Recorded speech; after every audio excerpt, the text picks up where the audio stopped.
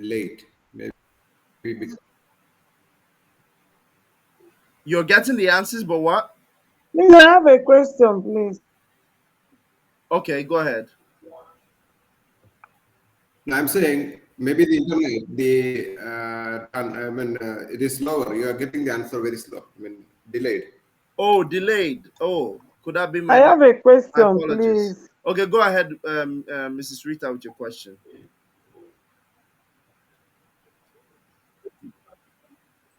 In that particular section, you talked about unsent transaction. I didn't get everything there. And then we moved ahead to talk about the output. Okay, Oh, that's input, unspent transaction outputs. Okay, in this area, correct?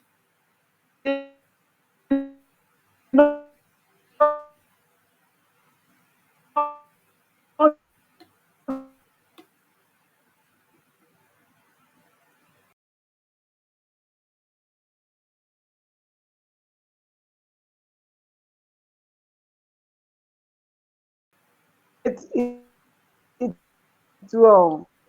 The unsent transaction. My apologies. Let me try to reduce my network bandwidth. Looks like my bandwidth is very, very low. 1 second. Can you hear me? Hello?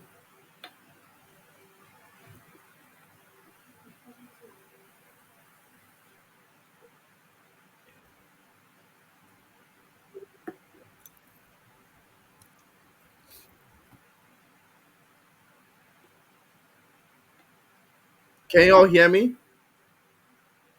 Mrs. Rita, I'm sorry. It appears my internet is Yes, sir. okay. I can hear you now. S- So you were talking about the section where we talked about the unspent transaction, right? Unspent Yes, transaction output. yes.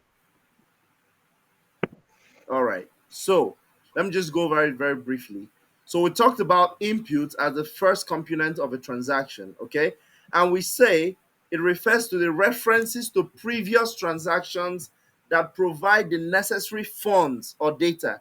So what we are saying is for you to be able to send money to someone or send funds to someone, there must be a guarantee that you have money in your wallet. Okay, so if you had, let's say, $100 and you send $50, what balance you have in your wallet is $50. Now, that $50 is the unspent transaction output. That is the maximum amount you can send out to anyone. You cannot send more than $50.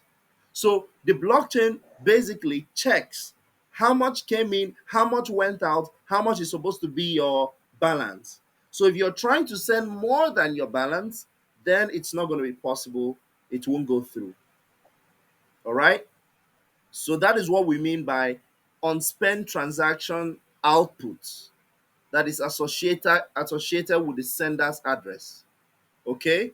It refers to the balance you have in your wallet. Is that clear? Is that clear? Yeah, it's clear now. Okay, thank you. Yes, Okay, so we still have. thank you too. All right, so we're gonna stop at public and private keys. Okay, we have explained this concept before, but let's just try to go over it again. We have an example to help us understand this. Okay, because in the last test we had some friends who had some challenges answering those questions correctly. Now, public and private keys play a crucial role in securing blockchain transactions and verifying ownership of digital assets. Okay, they are an essential part of the asymmetric encryption system used in blockchain networks, usually known as AES. Okay, now let's try to understand what these keys do in a blockchain. Now we talked about public key as a, in fact, public key is equal to your wallet address. Simple. Take it that way. Very, very simple. Is a key that is randomly generated that people can use to encrypt data. In other words, people can use to send money to you. Okay? And that is why here it tells us that public keys are freely shared. So you don't have to be afraid. It's like somebody asking you for your account number. Would you be scared that the person would steal money from your account if you give him your account number? No.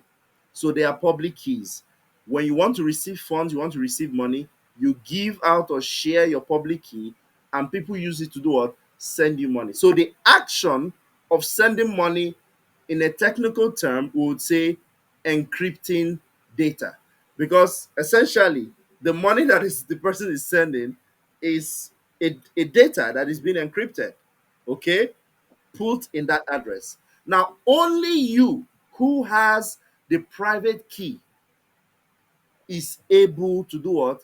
To decrypt that data.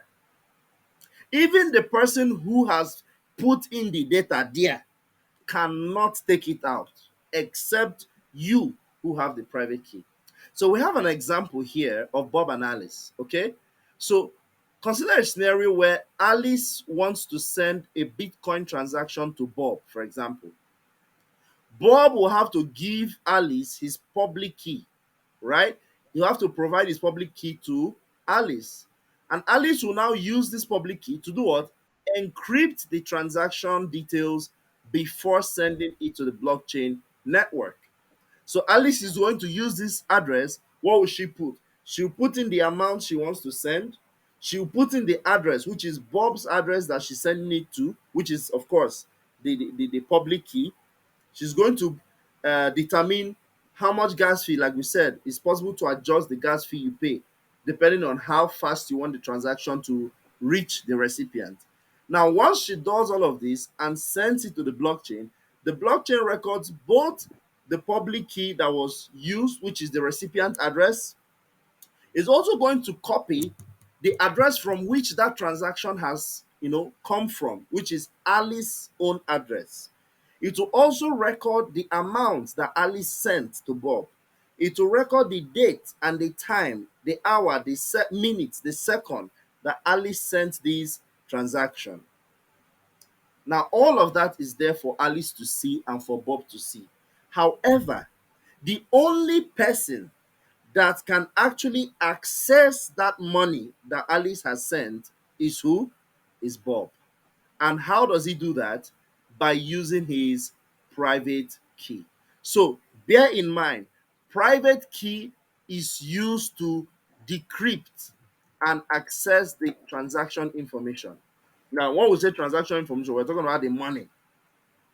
The transaction information on the blockchain is public, it's there for everybody to see. But Bob will not only see the transaction information in terms of the address, the amount that was sent, and all that. He will actually be also able to see the money, the cash, or not cash, of course, the money, okay, the digital money, and he will be able to withdraw it, transfer it, spend it, whatever the case. Right? Now that's what private keys do. Private key here is said to be a secret, randomly generated alphanumeric string known only to the owner. Now, I will help you people understand that there are different types of private key. Okay? So, private keys, some people know mnemonic phrase, some people will say your 12 key phrase, some people will say private keys. Now, there are different types of private key. The mnemonic phrase is there, but the private key is also unique and different. Let me do a very simple and straightforward illustration to you. Let me do a very simple and straightforward illustration to you. So I'm just going to join in with my mobile, and a we're going to create a wallet, and I'm going to show you the private key. Okay? So just give me a moment. Let me do this with you. 1 second.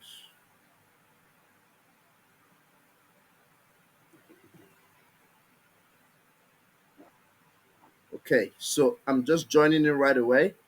I'm going to stop this sharing and I would share with my other device. Okay.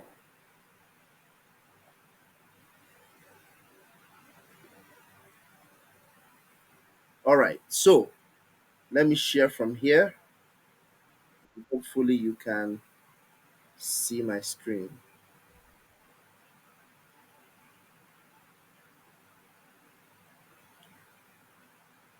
Okay. Can you see my screen? I don't think you can yet. 1 second. Share. Okay. Okay. Yeah. You can see my screen? Apologies. Apologies for this.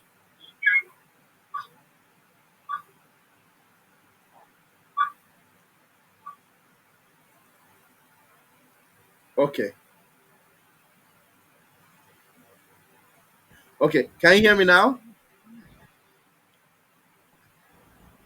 We can hear, but the screen is But blank. I can't see my screen. Okay, hold on. Hold on again. I start again. Screen sharing. Start now.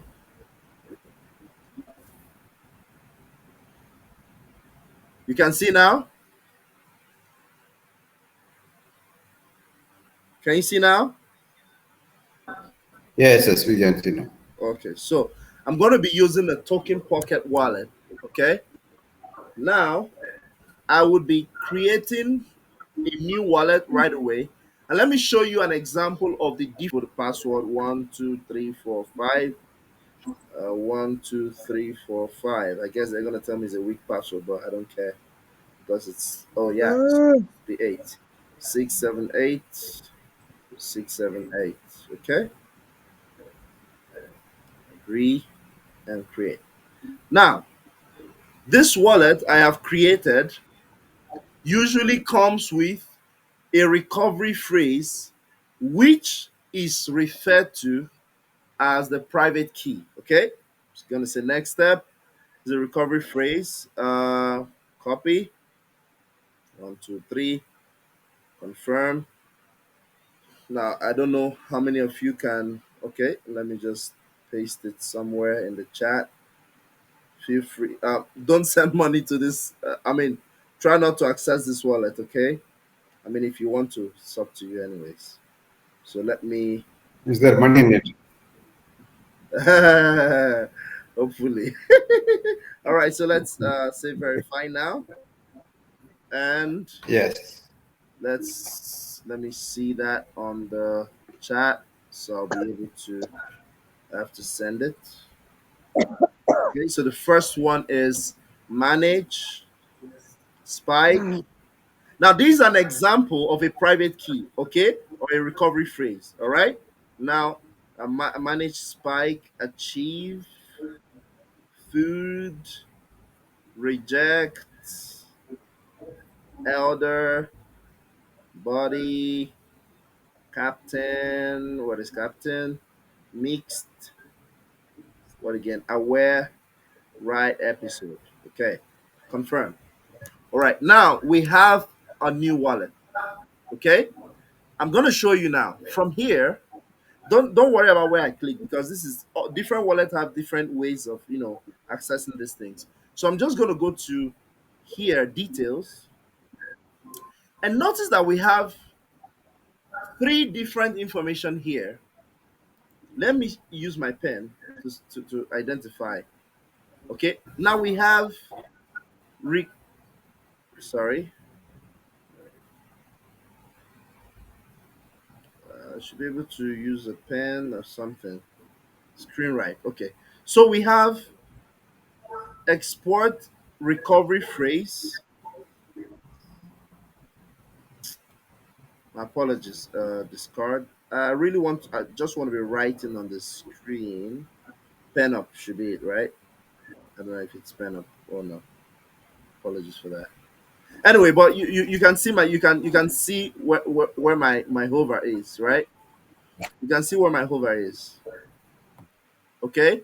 So here, export recovery, a secret recovery phrase export private key, export key store. Now, these three can be used to access the wallet. All right? These three can be used to access what? The wallet.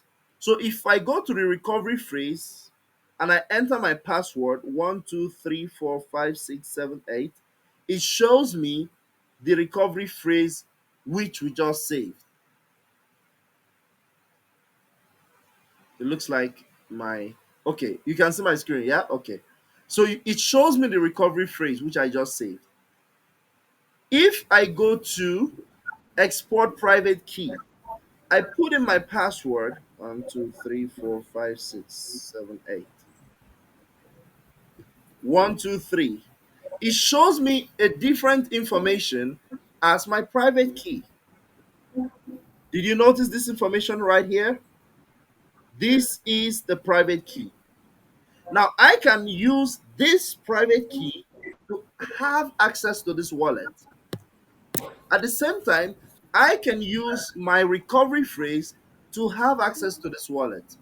And even the key store used in unique circumstances can also give me access 1, 2, 3, 4, 5, 6, 7, 8 to this same to this same wallet. Okay, the key store file can be used to do what? Restore a wallet. So these are three different ways to restore or to secure your wallet. Now, more than 98% of people prefer the recovery phrase. However, let me show you. If I am to, for example, import a new wallet, okay, for example, I want to import a new wallet. I come here and I say import wallet. Notice I can import my wallet using any of the three methods, either the recovery phrase import, the private key import, or the key store. All of these encryptions still gives me access to the wallet. Okay? So when we talk about private keys, there are different types of private key. The private key that we have seen, that we know, the recovery phrase is another kind of private key. And then the key store is another kind of private key. Remember, all of these are referred to as private key. Why? Because no other person, no other eye, no other, of course, ear is not something that can be heard, something that can be seen. So nobody else should have access to this except you. Nobody should have access to this except you, the owner of the wallet. The moment someone else has access to your private key, your recovery phrase, your key store, that's it. That wallet is 100% compromised. There is nothing you can do or say, oh, okay, I want to change my private key so that they can take my wallet. No, that's not possible. Sorry. Yeah, that's not possible. You cannot change your recovery phrase. You cannot change your private key. Even the key store, you cannot change. Well, some will say this is the bad side of blockchain, but well, you call it bad side, it has its advantage. All right. So now we've been able to see that when we talk about private keys, it's not just recovery phrase. All right. I'm sorry, I would give you all some tips on how to best secure your wallets and private keys, but the advanced encryption method that will make it possible that nobody, no matter who he or she is or attempts to be, can have access to your wallet.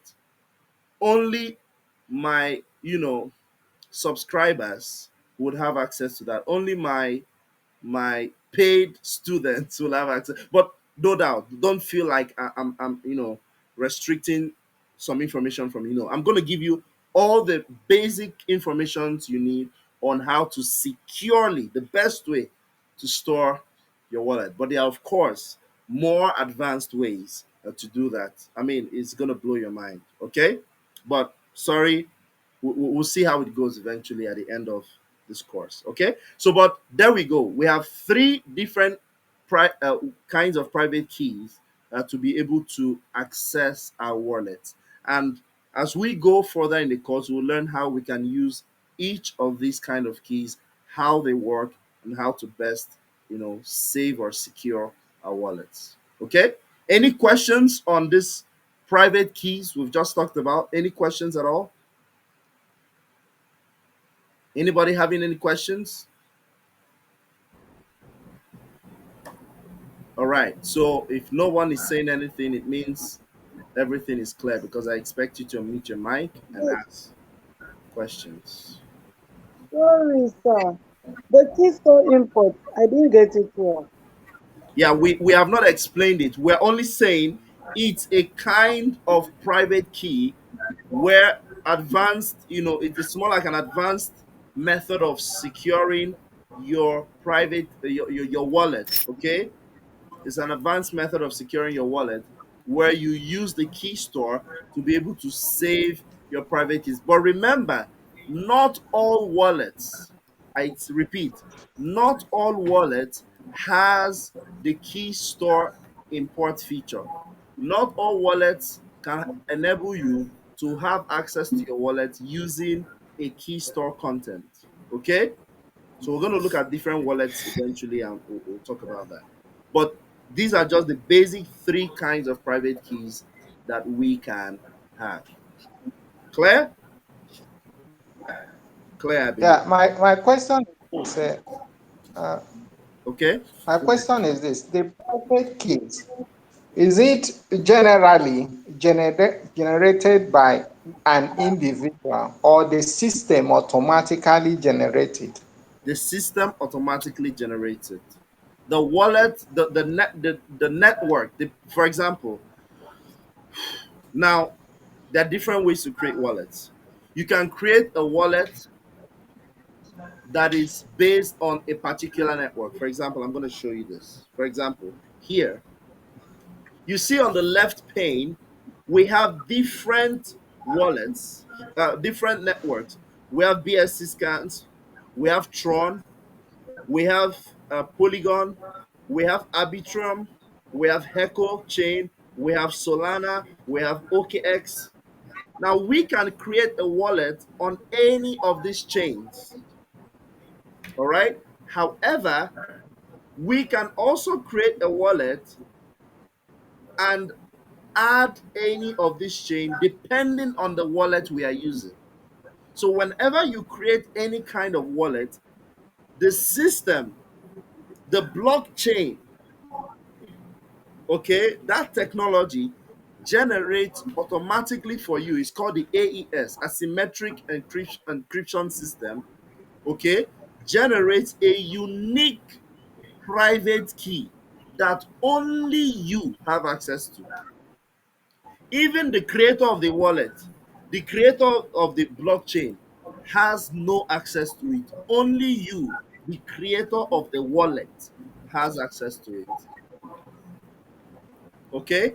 And in some wallets, like I explained to you, you can import a wallet using any of the three any of the three any of the three private keys that we just talked about. Either the private key, the recovery phrase, or the key store. Okay? Okay. That's clear? All right. Believe that's clear. All right. So